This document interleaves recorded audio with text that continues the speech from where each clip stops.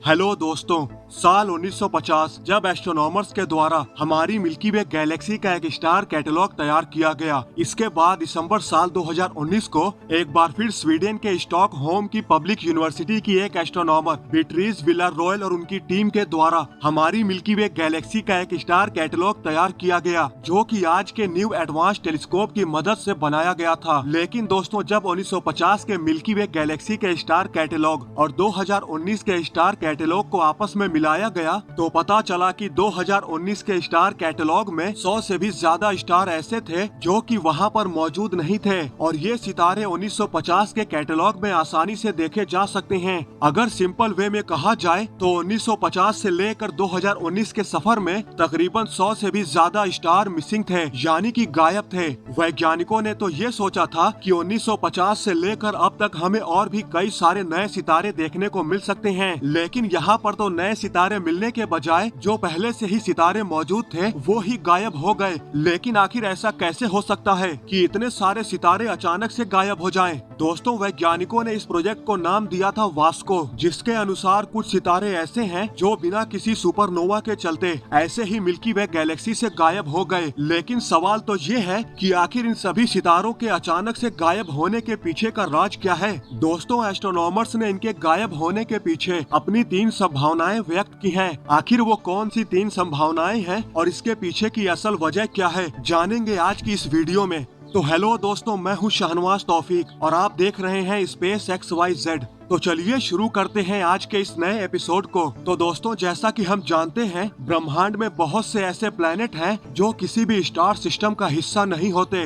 वो ऐसे ही ब्रह्मांड के अनंत अंधकार में इधर उधर भटकते रहते हैं, जिन्हें रोग प्लैनेट या आवारा प्लैनेट कहा जाता है। दोस्तों, ऐसे ही कुछ स्टार्स भी होते हैं जो बिना किसी मकसद के इधर उधर भटकते रहते हैं, जिन्हें रोग स्टार कहा जाता है। ठीक इसी तरह वैज्ञानिकों का मानना है ब्रह्मांड में कुछ ब्लैक होल ऐसे भी होते हैं जो अंतरिक्ष में लावारिसों की तरह भटकते रहते हैं, आवारा भेड़िए की तरह ऐसे ही घूमते रहते हैं। जो भी इनके रास्ते में आता है उस पर झपट्टा मार देते हैं और उसे पूरी तरह सफा चट कर जाते हैं। वैज्ञानिकों ने ऐसे ही आवारा ब्लैक होल को डिस्कवर किया है जो अपने रास्ते में आने वाली हर चीज को निकलता जा रहा है। लेकिन हमें इससे घबराने की जरूरत नहीं है, क्योंकि ये रोग ब्लैक होल हमारी धरती से तकरीबन 4 अरब लाइट ईयर की दूरी पर CID 42 गैलेक्सी में मौजूद है। सोचो दोस्तों, क्या ऐसा नहीं हो सकता कि कोई ऐसा ही लावारिस ब्लैक होल हमारी मिल्की वे गैलेक्सी में भी मौजूद हो, जिसने इन गायब हुए सितारों को निगल लिया हो? वेल दोस्तों, अगर ये पॉसिबल है तो ये हमारे लिए काफी टेंशन की बात है, क्योंकि फिर तो हम भी इसके निशाने पर हो सकते हैं और आने वाले कुछ समय के दौरान ये हमें भी, यानी हमारे सितारे को भी निगल जाए। लेकिन अगर ये हमारी तरफ न आके मिल्की वे गैलेक्सी के सेंटर की तरफ चला जाए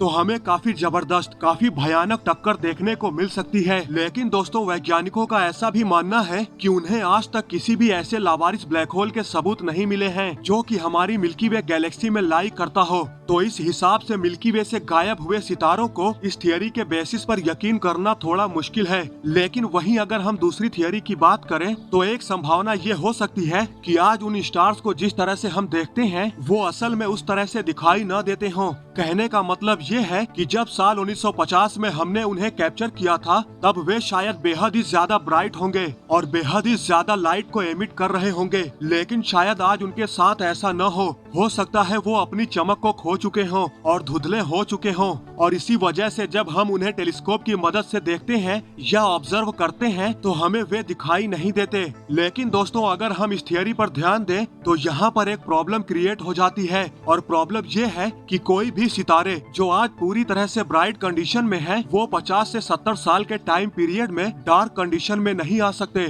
किसी भी स्टार के ब्राइट कंडीशन से डार्क कंडीशन में आने में काफी वक्त लग सकता है, और यही वजह है कि ये थियरी भी उन गायब हुए स्टार्स के पीछे का सही कारण नहीं बता सकती। दोस्तों, अंत में जो हमारे पास पॉसिबिलिटीज बची रह जाती हैं वो है डायसन स्फीयर से जुड़ी हुई या सीधे तौर पर कहें तो एलियन से जुड़ी हुई। वेल दोस्तों, मैं मानता हूँ कि हर बात पर एलियंस को बीच में लाना सही नहीं है, लेकिन हम बात करें यूनिवर्स की और एलियंस का जिक्र न हो, ऐसा तो हो ही नहीं सकता, क्योंकि पूरे के पूरे सितारों के ग्रुप को गायब करना किसी एडवांस सभ्यता का कारनामा हो सकता है, न कि इंसानों का। हालांकि आज हमारे पास एलियन के होने का कोई पुख्ता सबूत नहीं है, लेकिन हम उनके न होने का भी दावा नहीं कर सकते, और इसलिए एक इंस्टीट्यूट सेटी यानी search for extra terrestrial intelligence, जो कि अन्य ग्रहों पर लाइफ को खोजने के लिए बनाई गई है। दोस्तों, हमारे कुछ महान एस्ट्रोनॉमर्स द्वारा ये माना जाता है कि शायद एलियंस की एडवांस टेक्नोलॉजी ने इन सितारों को गायब किया होगा, यानी एलियंस ने इन सभी सितारों को चारों तरफ से कवर कर लिया होगा अपनी एनर्जी की जरूरतों को पूरा करने के लिए,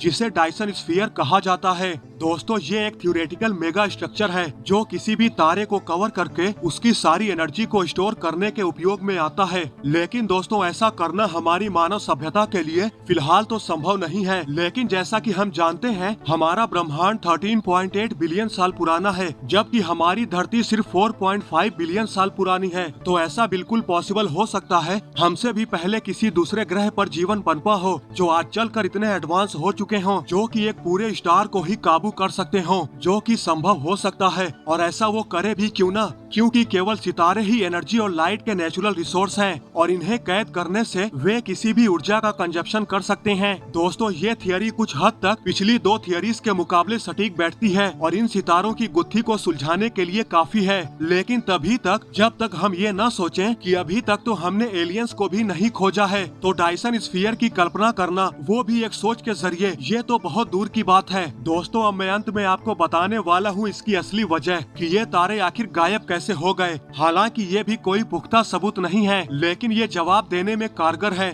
दोस्तों, इसका जवाब ये है कि ये जो सभी सितारे गायब हुए हैं, वे इनविजिबल स्टार्स हैं, यानी तारों की एक नई श्रेणी, जिसके बारे में हम कुछ नहीं जानते।